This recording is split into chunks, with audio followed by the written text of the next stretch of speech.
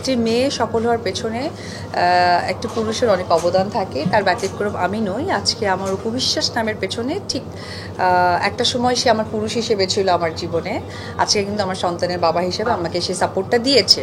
আবার অপোজিট আরেকটা কথাও বলেছি যে আবার একটি নারীও ডিস্ট্রয় হয়ে যায় কিন্তু সে একটা পুরুষের কারণে। সিনেমার সংখ্যা থেকে মানের বিষয়টা আমাকে দেখতে হবে, সো আমি সেটাই দেখছি। তবে আমি আশা করি দেখতে পারবেন, যেহেতু আমি সিনেমা মানুষ, সেটা দেখবেন। তবে এখন ব্যস্ততা চলছে, বরাবরের মতোই আপনারা দেখে থাকেন যে আমি ওপেনিং, ফটোশ্যুট, সেই জায়গাগুলোতে আমি নিজেকে একটু বিজি রাখছি, যেহেতু আমি একজন অভিনেত্রী, পাশাপাশি কিন্তু একজন মডেল অভিনেত্রীও। তো সেটাও আমার কাজ, এটা আমার কাজের বাইরে কিছু নয় যে আমি কাজের, এটা আমার প্রফেশন না, সে প্রফেশনে যাচ্ছি। যে আমি একজন ডাক্তার হয়ে গেলাম হঠাৎ করে আপনারা দেখতে পেলে, তা কিন্তু নয়। দেখতে পাচ্ছেন আমি শ্যুট করছি, ওপেনিং করছি, ব্র্যান্ড অ্যাম্বাসেডার হচ্ছি, ব্র্যান্ডের সাথে পরিচিত করাচ্ছি সকল মানুষকে। সো এই ব্যস্ততাটা চলছে।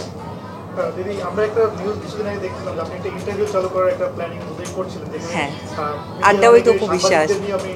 হ্যাঁ হ্যাঁ, এটা ভেরি সুন আপনারা হয়তো বা আমার চ্যানেলে বা আমার পেজে গিয়ে দেখতে পারবেন যে এটা কিন্তু very soon, already coming soon. আমি এখনও ডিক্লেয়ার করিনি কবে, কখন, কোন সময় থেকে চালু করবে, কিন্তু এই প্রোগ্রামের মূল উদ্দেশ্যটাই ছিল আমার এরকম যে আসলে আমরা শিল্পীর পেছনে কিন্তু যে মানুষগুলোর পরিশ্রম থাকে, মেধা থাকে, সেটা কিন্তু অবশ্যই প্রযোজক তো ইনভেস্টার থাকে, কিন্তু ওটা ওনারা অনেক সময় বিজনেস ভাবেও আসেন, অথবা বুঝিয়ে আসেন, অথবা ভাবেন যে আমি একটা কিছু করি, স্থায়ী নয়। কিন্তু স্থায়ী যদি ভাবে শিল্পীকে তৈরি করার কথা বলা হয়, তাহলে কিন্তু সেখানে একজন ডিরেক্টর এবং অবশ্যই সাংবাদিকের একটা পরিশ্রমের জায়গাটা থাকে।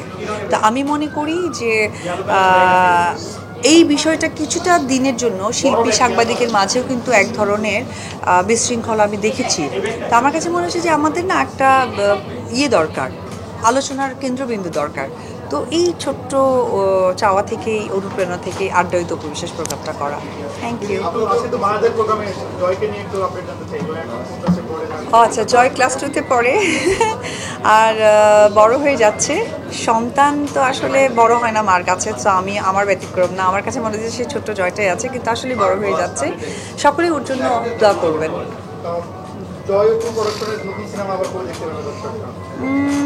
প্রোডাকশনের সিনেমা নিয়ে এই মুহূর্তে প্ল্যানিং নেই।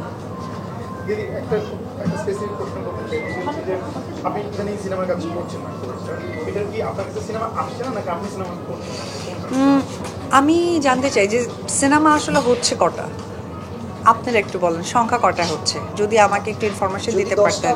তাহলে সেখান থেকে হয়তো বা 3টা আমরা লাইন বাইকে দেখতে পাই। আচ্ছা, তাহলে আপনাদের উত্তরটা আপনারাই দিয়ে দিলেন। আর খুব স্বাভাবিকভাবে আমি শুরুতেই বললাম যে এখন আমি সংখ্যার থেকে মানে প্রাধান্যটা দিব।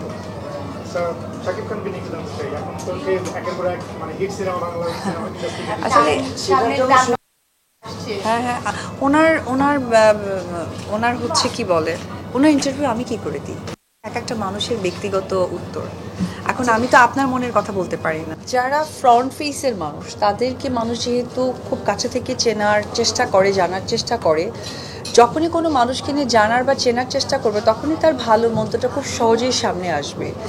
তো আমাকে আগে প্রথমেই ফিক্সড করতে হয়েছে যে আমি কিন্তু ফ্রন্টের মানুষ, তো আমাকে সকলেই চিনছে এবং জানছে। তো ওই জায়গা থেকে ভালো মন্দ নিয়েই তো মানুষ তো তার বাইরে নয়। তো যখন আমাকে নিয়ে ব্যাড বা নেগেটিভ কিছু আসে, তাহলে নিশ্চয়ই এটা আমার খারাপ হয়তো বা ছিল, বিধায় এটা এসেছে।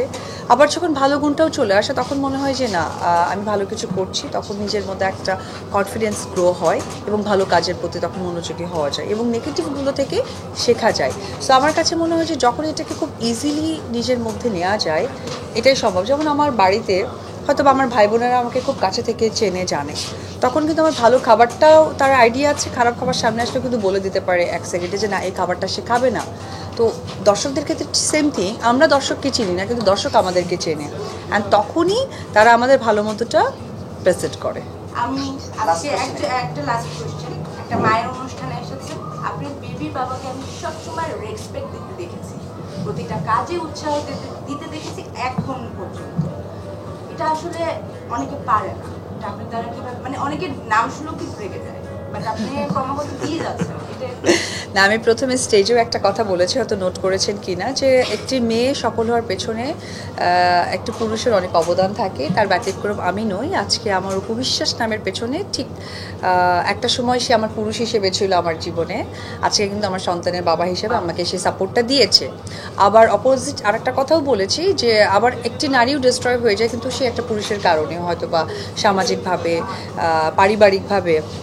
তো সেই জায়গা থেকে আমার কাছে মনে হয় যে পৃথিবীতে আল্লাহ তাআলা প্রত্যেকটা জিনিসই প্রেজেন্টেশন রেখেছে, ভালো এবং মন্দের। কিন্তু আমার স্পেসিফিক যদি বলে, যেহেতু আমার সাইড থেকে আমি সবসময় তার পজিটিভ সাপোর্টটা পেয়েছি, সো এটাই আমার কাছে বড় বক্তব্য। স্টাডি করেই বলছি, অনেকে কিন্তু নেগেটিভ ভাইবও দেয় যে উনি এটা করছে এই কারণে, কিন্তু এটা কিন্তু না, একটা নারী জানেন যে এই জিনিসটা উনি কেন দিচ্ছে।